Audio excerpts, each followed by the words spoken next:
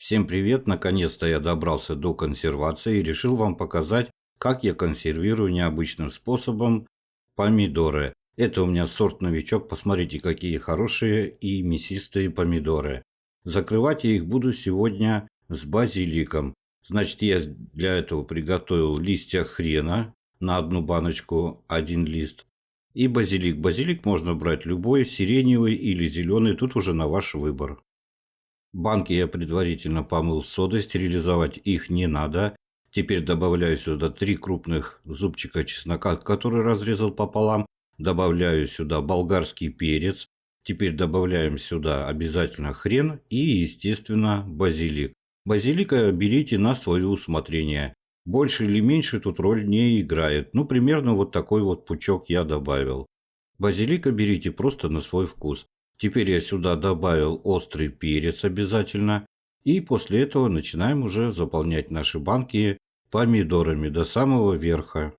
У меня, к сожалению, рука в банку не лезет, поэтому приходится неравномерно раскидывать помидоры по банке.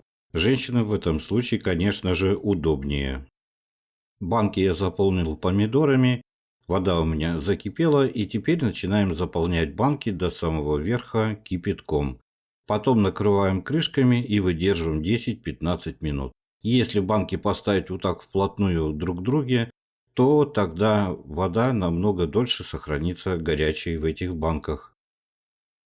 Прошло у меня ровно 15 минут, снимаем крышки и одеваем вот такую капроновую крышку с дырочками, что очень удобно. Если у кого-то нет такой капроновой крышки, обязательно приобретите.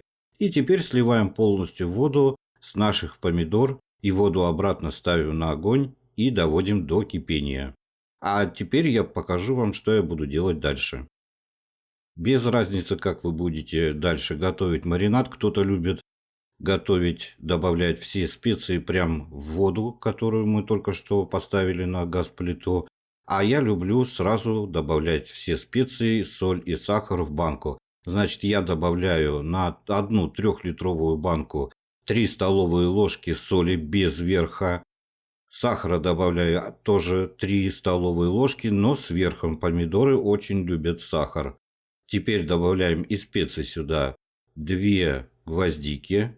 Обязательно. Теперь еще добавлю я сюда 3 штучки перца душистого горошком.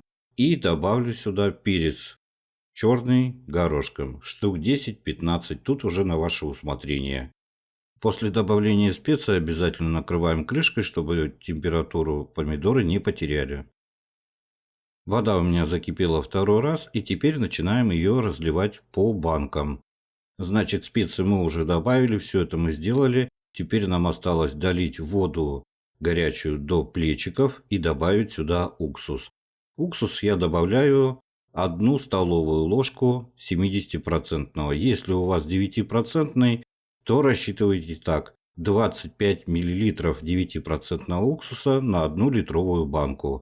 То есть на 3-литровую банку вам понадобится 75 мл 9% уксуса. Добавляем уксус и теперь добавляем воду до самого верха. Накрываем крышками и, естественно, нам осталось закрыть. Закрываем банки и отправляем их в тепло. То есть переворачиваем банки на крышки и укутываем на 3-4 часа. Потом обязательно их открываем, чтобы помидоры у нас не сварились. Готовьте на здоровье, приятного всем аппетита. Всем пока-пока.